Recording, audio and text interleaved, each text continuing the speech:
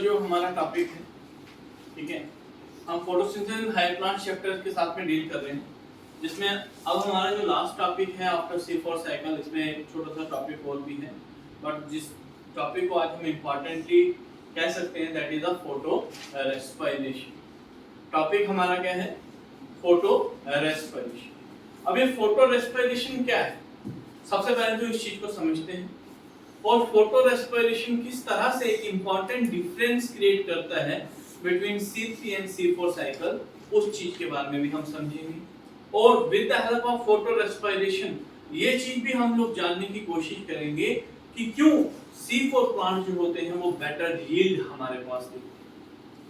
तो कुछ इंपॉर्टेंट चीजें जो आज हमने इस टॉपिक के अंदर पढ़नी है। सबसे पहले basic understanding about the topic that is the photo respiration. Photo respiration हमारे पास होता क्या है, कैसे फोटो रेस्पिरेशन C3 और C4 प्लांट्स के बीच में एक इंपॉर्टेंट डिफरेंस बताता है, और किस तरह से C4 प्लांट्स जो है वो हायर यील्ड हमारे पास रहते हैं एज कंपेयर टू C3।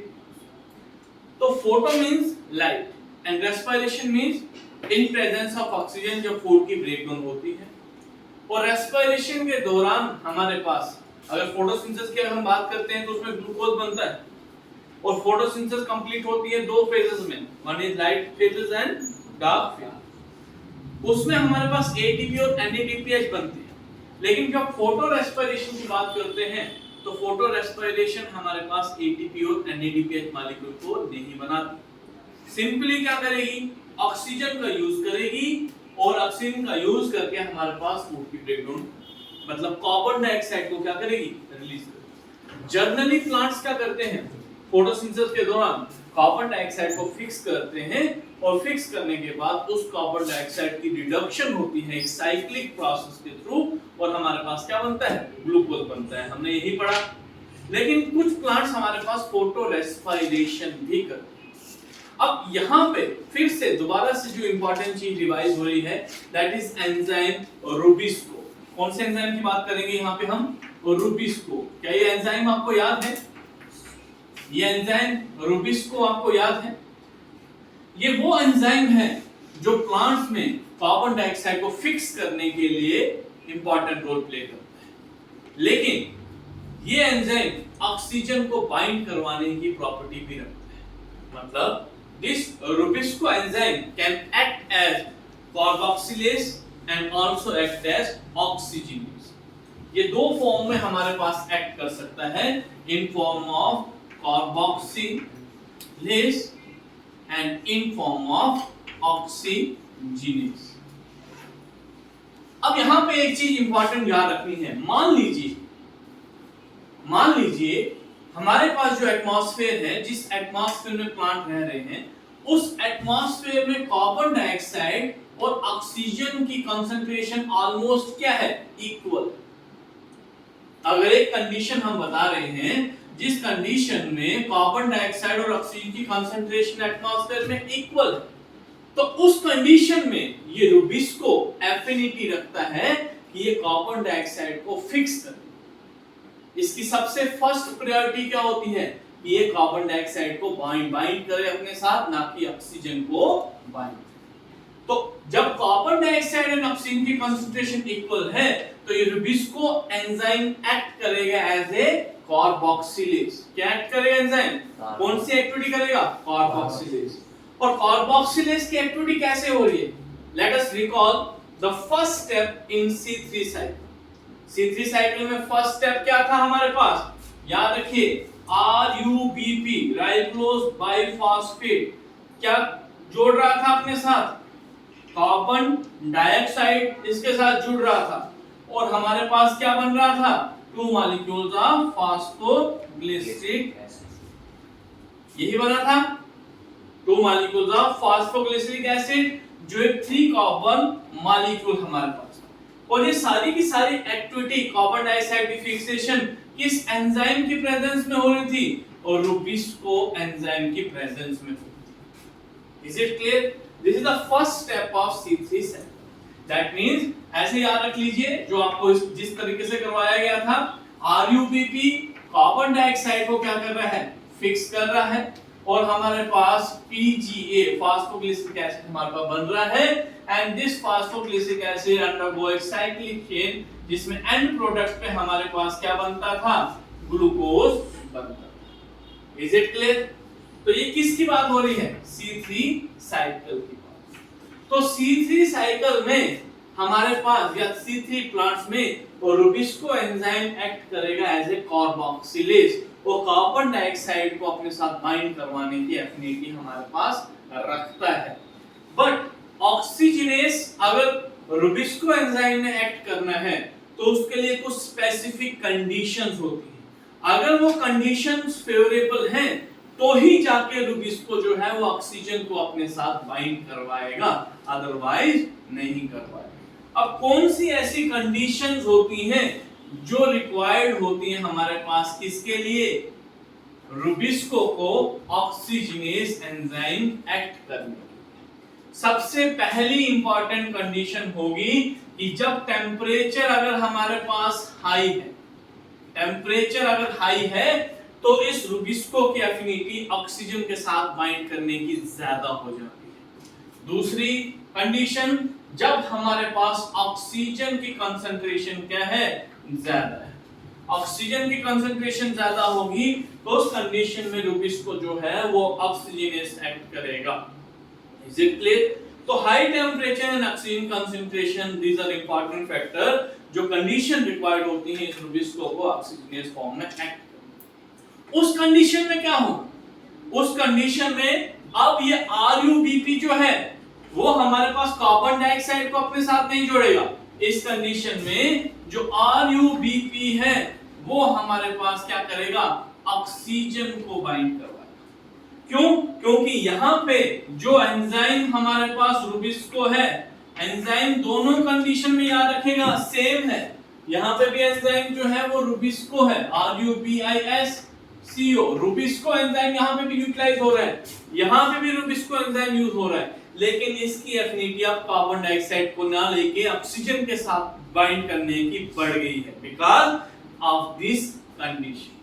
समझ लगी बात? तो इस कंडीशन की वजह से हमारे पास जो 2 मॉलिक्यूल ऑफ फॉस्फोग्लिसरिक एसिड बनता था, अब वो 2 मॉलिक्यूल हमारे पास यहाँ पे फॉस्फोग्लिसरिक एसिड का नहीं बनेगा, बल्कि इसकी जगह पे 1 मॉलिक्यूल ऑफ फॉस्फोग्लिसरेट बनेगा।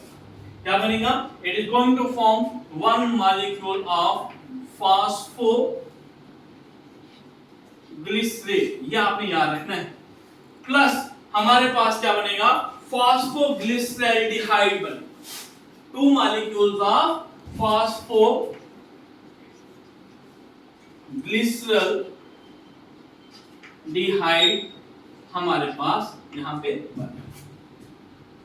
इन रिटर्न जब ये साइक्लिक फॉर्म में हमारे पास साइकिल रन करेगा तो यहाँ पे एंड प्रोडक्ट क्या बनता था, जब कार्बन डाइऑक्साइड की फिक्सेशन होती थी ग्लूकोज, लेकिन जब ऑक्सीजन यूज होगा तो हमारे पास इन रिटर्न ग्लूकोज नहीं बनेगा और क्या बनेगा, कार्बन डाइऑक्साइड। मतलब इस कंडीशन में जिस कंडीशन में ऑक्सीजन यूज फिक्स हो रही है, ऑक्सीजन साइकिल के अंदर एंटर कर रही है, उसमें ग्लूकोज नहीं बनता है, और इस कंडीशन में जिसमें कार्बन डाइऑक्साइड की फिक्सेशन हो रही है उसमें ग्लूकोज की सिंथेसिस होगी, मतलब उसमें प्रोडक्टिविटी बढ़ेगी, प्लांट अपना यील्ड जो होगा उसे इंक्रीज करेगा। अब इसी प्रोसेस को जिसमें RuBP ऑक्सीजन के साथ बाइंड करके carbon dioxide enzyme product release कर रहा है, इस प्रोसेस को हम कहेंगे फोटो रेस्पिरेशन। क्या कहेंगे बेटा? इस प्रोसेस को फोटो रेस्पिरेशन कहते हैं। समझ लगी बात? फोटो रेस्पिरेशन क्या होती है? आप जैसे जनरली ऐसे समझिए याद रखने के लिए, जब भी हम कभी रेस्पिरेशन की डेफिनेशन बताते हैं तो उसमें हम यही तो कहते हैं कि respiration means breakdown of food in presence of oxygen, मतलब ऑक्सीजन जब यूज हो रही है उस प्रोसेस को हम रेस्पिरेशन कह रहे हैं। और प्लांट्स भी क्या करते हैं, कभी कभी ऑक्सीजन का यूज करते हैं और ऑक्सीजन बाइंड हो रही है विद द एंजाइम रुबिस्को, लेकिन जब रुबिस्को ऑक्सीजन के साथ बाइंड करता है तो एज ए ऑक्सीजनेस फॉर्म में एक्ट करता है।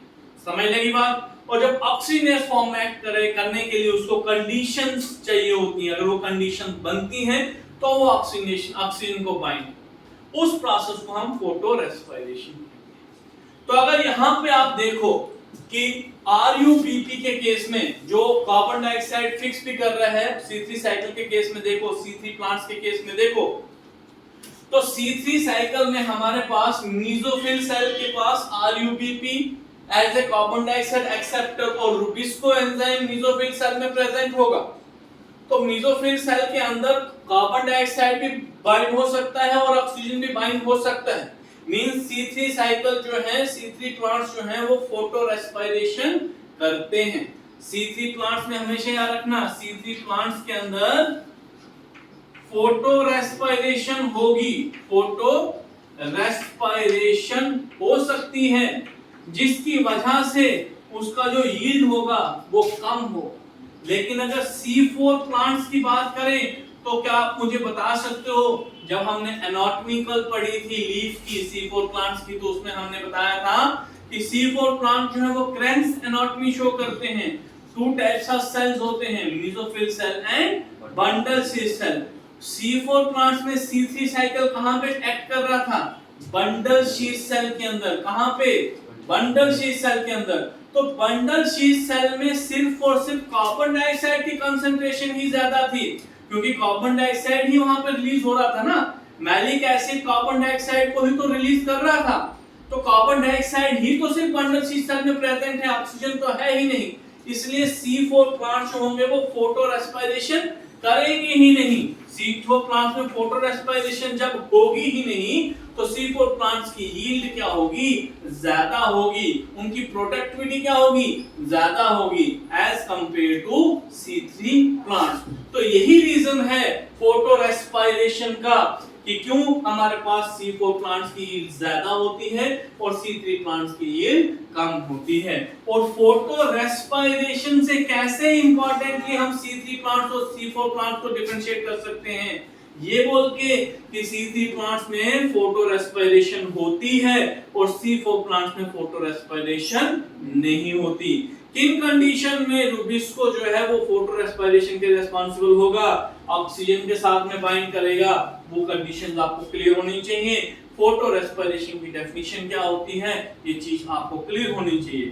फर्स्ट स्टेप अगर आपको C3 साइकिल का पता है तो इस स्टेप में आप देख रहे हो कि कार्बन डाइऑक्साइड बाइंड कर रहा है, बट इस कार्बन डाइऑक्साइड की जगह पे अगर ऑक्सीजन बाइंड होगा तब इसे हम क्या कहेंगे? C3 साइकिल या कार्बोक्सिलेज एंजाइम की एक्टिविटी नहीं कहेंगे। इसमें ऑक्सीजनेस एंजाइम यूटिलाइज होगा इस ऑक्सीजन के साथ बाइंड करने के लिए, और यहाँ पे अगर ऑक्सीजन यूटिलाइज हो रहा है तो इस पूरे प्रोसेस को हम कहेंगे photo respiration. So plants can also respire, so plants can also respire and that process is called as photo respiration. समझ आ गई बात? इतना ही आज के टॉपिक में हमने करना था, जो हमारा फोटो रेस्पिरेशन। अब आपने क्या करना है, इसको अच्छे से रिवाइज कर लेना है, अच्छे से एनसीईआरटी से पढ़ लेना है। कोई डाउट कोई दिक्कत होगी तो आपने इसको बता देना। क्लियर हुआ? समझ आ गई बात? ठीक, आज के लिए यही टॉपिक आपका रहेगा। Thank you.